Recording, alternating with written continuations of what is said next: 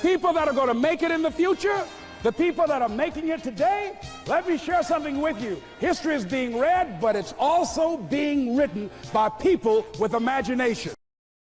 You have something special. You have greatness in you. Before I retire tonight, I said, you know what I want to do? I've been saying for a long time, you have greatness in you. And someone asked me, why do you always say that and emphasize that every time you speak? I'm going to share with you why I say that. I said because I know that based upon my own experience. When I think about where I came from, born in an abandoned building on a floor, poor section of Miami, Florida called Liberty City. When I think about being a foster kid and being adopted, and I want to take you on a journey. I want you to see what my journey has been and why I'm so adamant about it. I want you to see something that my friend Dr. Miles Monroe talked about. Rob the cemetery of your gifts. Had I not been willing to invest in myself, had I not been willing to change my relationships, had I not been willing to believe that I had greatness in me and was willing to experiment with this thing called life, to take a chance on me, I would have made the cemetery rich with LesBrown because I had so much in me that I didn't even realize. That's how I know you've got a lot in you you don't even know. And for 14 years, I didn't do what I'm doing. For 14 years, I didn't believe that I could live the life that I have lived and I'm continuing to live. So I want to take you on a journey right now. It's not going to be a long journey, but you're going to say, this is interesting. I don't want you to sleep tonight. I want to upset you. I want to disrupt your conversation with yourself.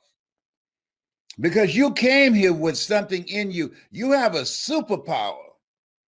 You have a story and you have a voice. And I realized that I was born for this time. I'm going to show you some stuff. When you work on yourself, when I work with you, and I put my work alongside everybody, not just in terms of what I train you to do and how to earn money with it, but what I've done myself. I'll give you an example. So let's go to the beginning. All right, now hit the slide presentation, Tola. Help me out now. Help a brother out. Okay, make it larger, Tola. Come on now. We've done this before. Nice and large. Yes, indeed. There you go. So I'm going to share something with you right now. Now, this is Mrs. Mamie Brown. She decided, never had any children herself, that she was going to adopt my twin brother and I. We just turned 76 on February the 17th. She never had any children herself, but our birth mother said, I know you are the one, because Mama told her, I will not separate these twins. I will take good care of them. They always have food in their stomach, a roof over their head, and clothes on their back. We were raised in poverty. Now, I want you to really remember this. It's not where you start, it's where you're going. I want you to really understand, when you think about all the stuff that's going on now, the most powerful area that we have not focused in for the most part, that has been major in my life for those who know me and know my voice. I talk about the value of knowing you have greatness in you, self-development, knowing the truth of you. Now, I want you to remember me and my twin brother. Wesley's on the left, I'm on the right. Wesley became a career man in the military, did 24 years, took a bullet for the flag. All right? Now, I want you to think about your story. I tell a story how I became a disc jockey and my persistence. Now, what you will notice is my superpower, which is my ability to communicate. I invested in myself, I got a coach, and I surrounded myself with the right people.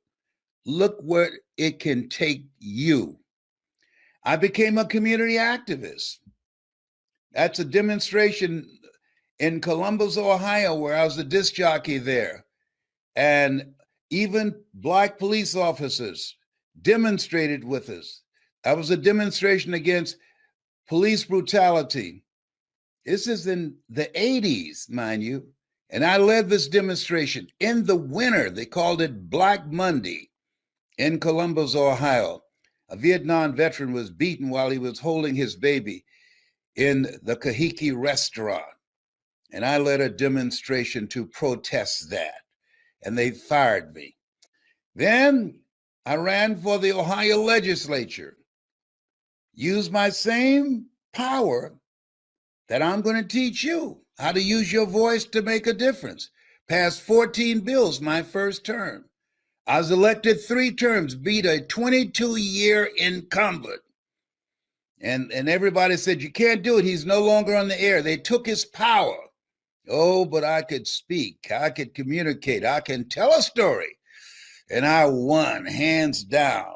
I just want you to see the different versions of LesBrown. I resigned from the legislature to go back to my mother. I refused to allow her to be put in a nursing home. That was my why I left. Walked away from my political ambitions. I enjoyed politics. I was good. I was a bad dude. Now, come on, ask somebody. But I love my mama, and I was not going to let her be put in a nursing home. I promised her I would take care of mama until she was 89. When I turned 18, she never had to pay another bill. I set her down. That was my goal with my voice and my story. And then while I was in Miami, LesBrown, the community activist, rose again. That's where I led a demonstration of thousands of people down to Miami City Hall to save the job of a brother named Howard Gary. He's the city manager, and they just fired him.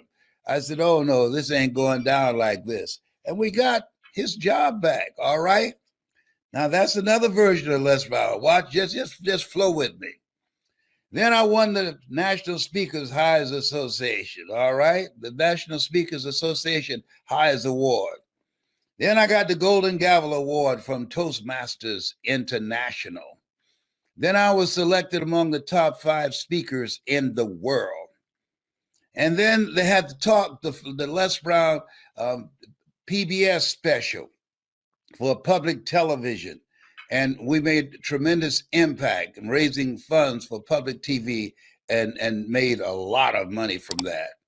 Then I had a talk show. They paid me $5 million for that. I must admit, I was fine then. I'm a little fat boy now. Well, I was fine. I'm going back there, though. I'm going back. I'm working on it. I'm going back. But you got to admit, homie, was bad back then. That was my talk show. Come on, somebody. Wait, let me tell you something. You have more than you can begin to imagine. These are different versions of me. Watch. Now that's me in Hong Kong, China. Woo, look at, listen. Here I am with Kim Wee. She heard me tell my story, and my story inspired her. And she invited me to Hong Kong. And I was, who would have thought? These 2 little boys holding sugar cane. Who would have thought? Who would have thought? Now, I want to share something with you. Told her, cue up the presentation, please. I just want you to look at where this was, where it took place, and what I did while I was there. And the thing is, who would have thought, given my background, you see the range when you know how to speak, you're waiting around, that's your superpower. I don't care what business you're in, you are the storyteller of that business. I don't care what product you have. You are the storyteller. You've got to sell investors on you. What knowledge you have. Your ability to communicate will determine who you are able to influence, who you are able to impact. If you're ready to go to that next level with somebody who's been there, when a team has a losing season, notice they don't fire the team. Even though the team, they were out there playing, they don't fire the team. You know who they fire? The coach. And guess what they do? They recruit a coach who knows how to win. Hello? I know how to win. You have people talk, oh, I can get you involved. I can get you branding. I didn't have any of that. Had no money, no 3-color brochures, still don't. And I've had global impact. And I could have gotten it faster. The people at the top would have seen my value, would not have been threatened by me, would have given me a shot, endorsed me, as I've put my arms around so many speakers. Because endorsement brings it brings audience and credibility. And so with the experience that I have, I shorten your learning curve. I know how to get up in there and pull that story out of you. People know about TD Jakes because of Woman Thou Art Loose. That's why they know about him. When you think about President Barack Obama, the audacity of hope. When we think about people that the Kennedys, ask not what your country can do for you, ask what you can do for your country. When you think about people that are known, LesBrown, you got to be hungry, a disc jockey story. You got stories in you. How I was turned down for a job at a radio station. You know how much I've made telling that story over and over again? Dr. King, I have a dream. He gave that speech over 200 times before he gave it at the Washington Monument. You have a story. Tell me, Tola, raise your hand when you're ready. You ready? Yep. So I want to share something with you. I'll just bring you on the road with me. Play it, Tola. To meet incredible people, I want you to keep in mind, I want you to write this down. Somebody is waiting to hear your voice. There are people all over the world that's waiting to hear your voice. I don't know you, but here's what I know about you.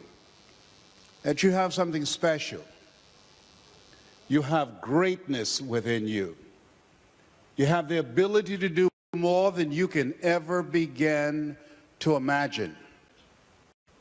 And in this limited time that we have together, I want you to think about some major goals that you have in your life. A friend of mine told me a period in his life he was going across Europe on a train, and at different points, people would wake him up, the staff on the train, and ask him 3 questions. Who are you? Why are you here? And where are you going? And I think that life is always asking us that question. Who are you? How do you see yourself? How do you define yourself? Why are you here? What is it that caused some of you to fly in from different countries to show up? What is it about this opportunity as an entrepreneur that you decided to be present? Samson talked about that's 80% of what it is that you do. Just showing up is major in achieving your goal. And where are you going? There's some dream that you have, something that you want to do, something that you want to accomplish. And so I want you to think about 3 major goals that you'd like to achieve. When I think about Kim, and in a moment in her life, she heard my voice. And at that moment, she decided that there was a possibility that she'd create a new life for herself.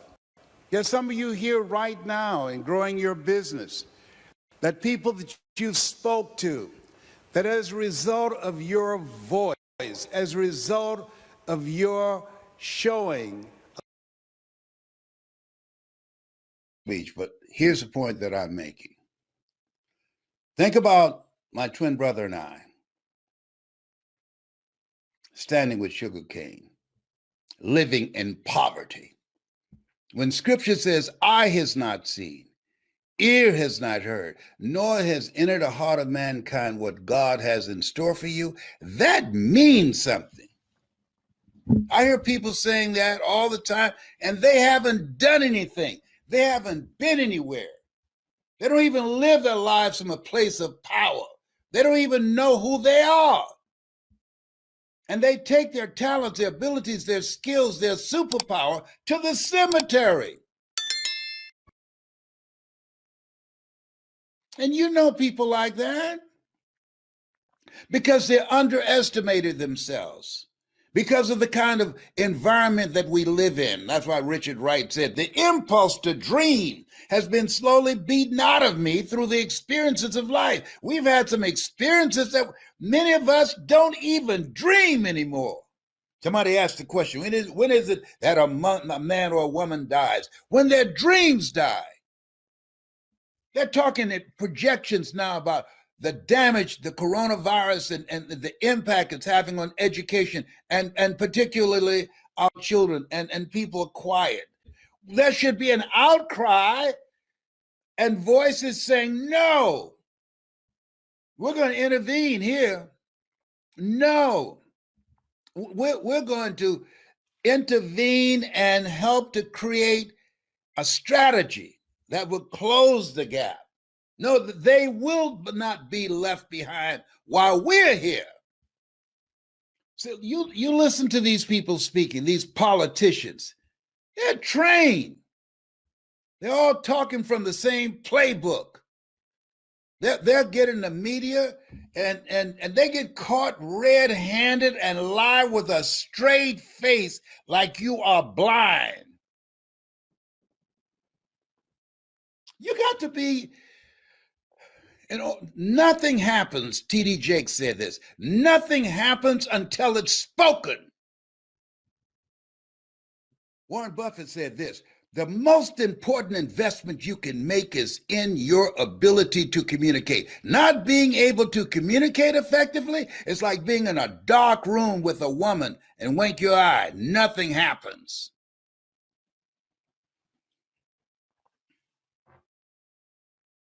And I realize I'm not for everybody. Because the majority of people are not hungry. I'm amazed how many people don't know. I've got people from around the world reaching out to me saying, I want you to coach me. I can hardly understand them. And I'm going to do it because they're hungry. Guy called me around 2:30 in the morning. I was like, brother, I want to speak to you, Mr. Brown. I said, man, how did you get my number? First of all, it's 1:30 in the morning.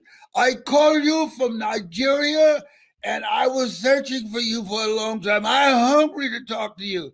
I said, well, let me tell you something. Give me your number. I'll call you back, man. You had tracked me down like James Bond, you know? You know, he said he was not from Nigeria. I do it. I said, well, I got to do the talking. You can't do no talking up in here, all right? I've been to Benin and Abuja and Lagos. I got family there. Listen, he was hungry. This time where we are, all these mixed messages around this coronavirus got people scared out of their wits, including me. Including me. Let me tell you, when I use my phone, I got a mask on my phone. I got a mask on my phone just in case my phone sneezes.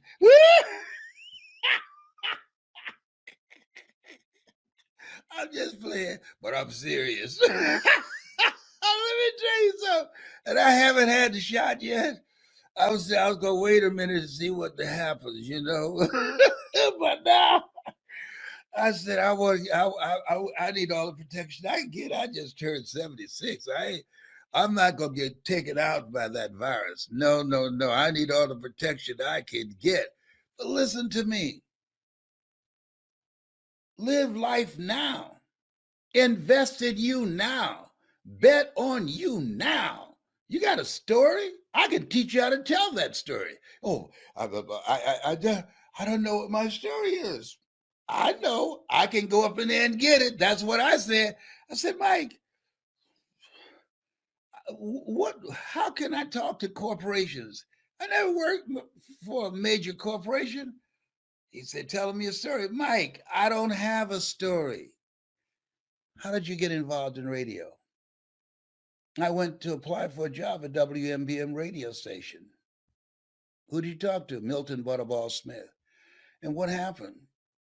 He told me they didn't have any job for me because I didn't have any experience. And what happened? I went back and I told Mr. Washington, I said, Mr. Washington, they said no. Mr. Washington said, go back. You got to be hungry. Most people are so negative, they have to say no 7 times before they say yes. And he asked, what did you do then? I went back to the radio station. I said, hello, Mr. Butterball. How are you, sir? My name is LesBrown, sir. I like to be a disc jockey. And he said, weren't you here yesterday? I said, yes, sir. Didn't I tell you no yesterday? I said, yes, sir. Then why are you back today? I said, sir, I didn't know whether or not somebody was laid off or somebody was fired, sir. He said, no one was laid off or fired. Get on out of here. Then Mike asked, what did you do after that, Brownie? Oh, I went back again. What made you do that? Well, Mr. Washington said you got to face a lot of no's to get a yes. So I was hungry. So I went back again. Hello, Mr. Butterball. How are you, sir? My name is LesBrown, sir. I like to be a disc jockey. And what did he say? He said, weren't you here the last 2 days? I said, yes, sir. Didn't I tell you no the last 2 days? I said, yes, sir. But why are you back today? Well, sir, I didn't know whether or not someone got sick or someone died, sir. He said, no one got sick or died.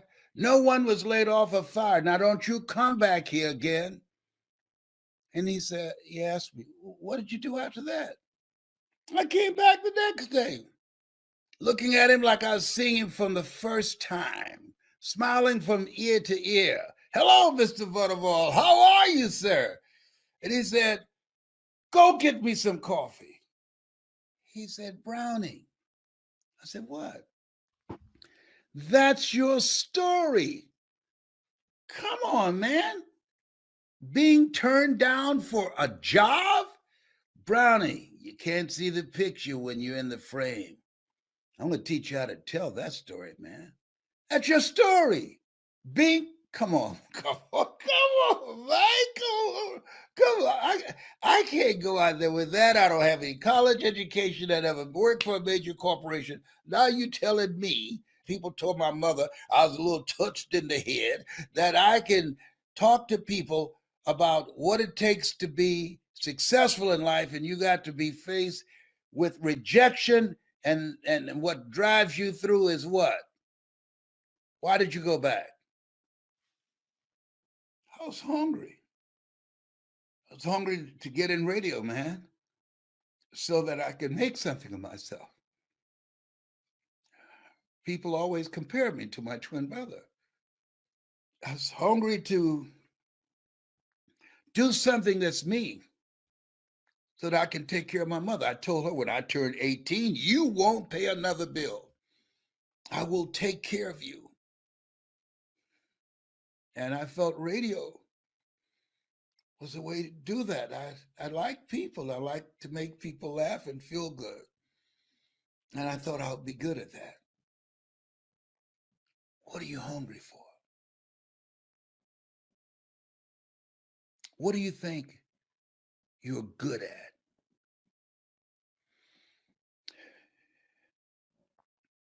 Even if you aren't, if you got coaching, I know how to get it out. You want to, come on. Don't, listen, you don't have to be great to get started, but you have to get started to be great. I got started. I put my money where my mouth was. You've heard that expression. I invested in me. See, most people, they buy what they want and beg for what they need. This is a time you want to put your money where your mouth is. This is a time you want to invest in you. You ready to invest in you? Put voice in the comment section. If you're serious, tired of playing around, knowing that there's no such thing as job security, want to live a life that's you, want to live a life that the future you will say, whoa, I'm so glad you made that decision. A life that gives you a sense of significance and purpose and power. You want that? People say, why do you laugh so much? Because I have joy.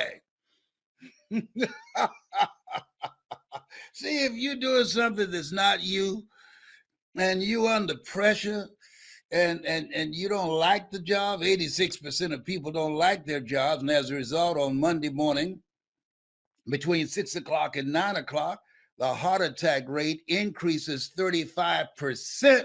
People getting ready to go to jobs that's not them, and the majority die on the toilet. Oh, some of y'all don't want to go to work tomorrow morning, or don't use the toilet before you leave home. Oh, V, hey, don't go there. Hello. Some of y'all gotta be saying, you know what? If he can make it, honey child, I know I can make it. Oh my goodness. Oh, when you're doing something you love to do, it's different. But people, they go to these jobs they hate, and at the same time, they hope they don't get fired.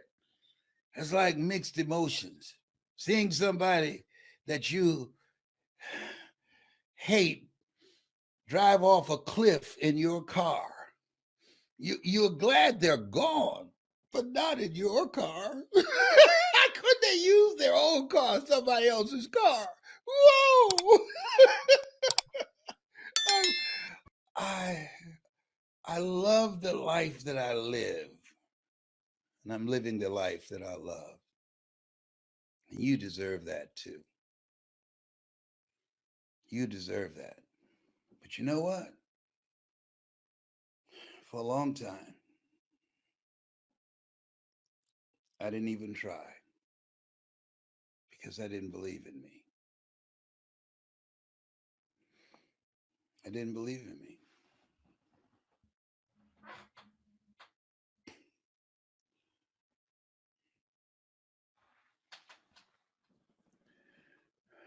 I wish when I started out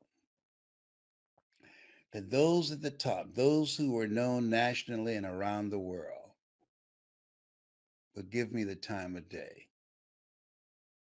And they wouldn't. I've trained a lot of speakers. Why? I want to leave a legacy. I know what it is not to be recognized, not to be judged, to be dismissed, to be treated with disdain. So you can tell a lot about a person's character based upon how they treat people who they don't consider important. And so, because when I started out, there was nobody on any stage that looked like me. I remember the first time I spoke at the National Speakers Association. Ed Scadell, Who are you? I'm LesBrown. You speaking here today. You're the featured speaker. Yes, I am. Are you an athlete? No. You don't play football? No. Basketball? Mm-mm. Are you a movie star? No. Do you sing? No, I don't. I speak. This is a room full of speakers from around the world and meeting planners here. They'll give their right arm to be in this slot where you are. How did you get here? Why did they choose you? I don't know. When I spoke, when I spoke, when I spoke, I got a standing ovation. I got the butter from the duck. When I spoke, when I got back to the table, I looked at him and he said, "Now I know." I tore that thing up. I did everything but bite the microphone.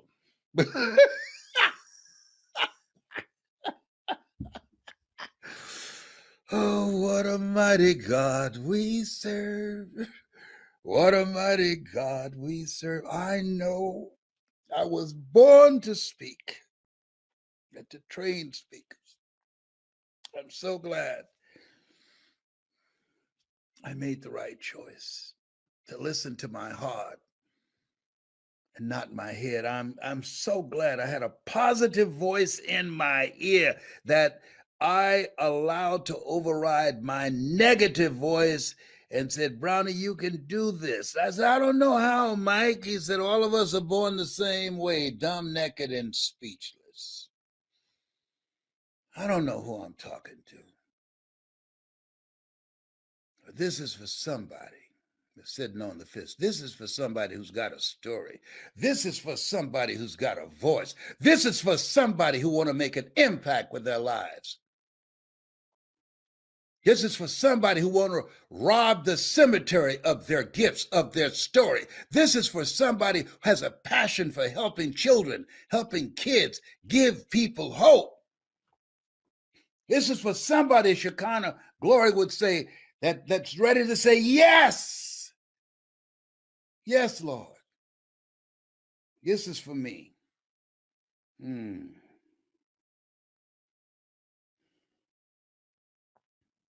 I don't want to convince you to do this. A person convinced against their will is of the same opinion still. I only want to work with a few people because most people are not serious. Most people are not hungry. Most people have already settled. Most people are where Tennessee Williams said that most people look in the mirror at some point in time in their lives and they know the eyes that are looking back at them are looking at a person that all they're ever going to be and all they're ever going to do, they've already done it. This is for people who said, "I want more. I'm not through yet." This is for people that are serious. The road to life is straight and narrow, and few there be that find it, because few there be that are serious. Few there be that are determined. Few there be that are hungry. Those who hunger and thirst after righteousness, right thinking, right words, right feelings, right people, right vision shall be filled.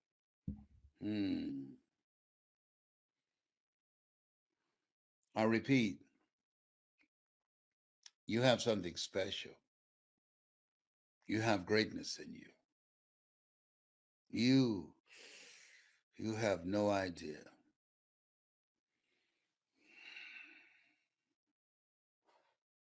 There's so much in you. God chose you for a reason. The reason that 400,000 people are gone and you are still here. You're not taking a dirt nap because God has kept you here for the greater work. And if you are ready to do it,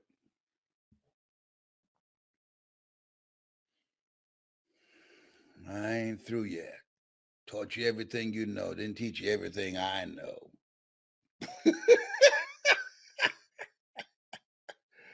You know, sometimes his mama would say they smelling themselves. You know, old folks had those things. Wait a minute, I'm one of them now. It's 76. I'm one of the old folks. I'm in that exclusive club. Oh my goodness, the old folks. You talking about me? Are you talking to me? Oh boy, we're gonna have so much fun. I'm gonna have so much fun with you. You gonna say, Mr. Brown, I want to thank you so much. I want to thank you so much for bringing my story out. Thank you, thank you, thank you. I get that all the time. Oh, not to have your hand in your mouth. Keep your hands away from your eyes. Okay, well, I hope that you got something special out of this. I'm going to leave now because Toll is in here. Okay, all right. So I like to say to you, help my daughter out, and you have something special. You have greatness in you. Don't take your greatness to the cemetery. Put voice in the comment section. Take a chance on you. Eye has not seen, ear has not heard, nor has entered the heart of mankind what God has in store for you. If you put your money where your mouth is, if you're willing to take a chance on you, if you're willing to say, yes, Lord, use me to change lives. That's what I did. And the rest is history. You do what you can do, and God will do what you can't do. This has been Mrs. Mamie Brown's baby boy. You have something special. You have greatness in you. That's my story, and I'm sticking to it. People that are going to make it in the future, the people that are making it today, let me share something with you. History is being read, but it's also being written by people with imagination.